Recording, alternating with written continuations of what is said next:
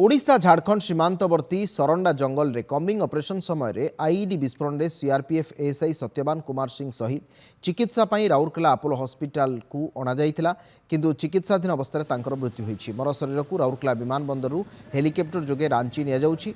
रांची उत्तर प्रदेश खुशीनगर पठाଯିबार व्यवस्था करा जाइछि। राउरकेला एसपी और Paschimanchal police DIG Apollo hospital पहुंची स्थितिर अनुध्यान करने सहित मर शरीर पठाइबार समस्त व्यवस्था करथिले। एहा सहित ओडिशा और झारखंड सीमांतवर्ती सरंडा जंगल में कम्बिंग और सर्च ऑपरेशन को आहुरी जोरदार करा जाइछि।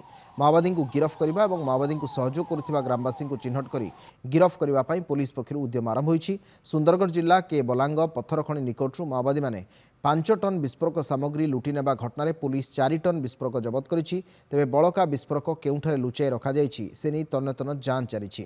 अन्यपक्षे ओडिशा झारखंड सीमांतवर्ती सरंडा जंगल सहित राज्यर विभिन्न स्थान में माओवादी कार्यकलाप वृद्धि पाउथिबारु माओवादी दमन पर स्वतंत्र पदक्षेप नेबाकू दाबी करिसेंति स्थानीय लोके। माने विस्फोरक जिनस लुट करथिले से लैंड माइन विस्फोरण आज जन शहीद हो गला।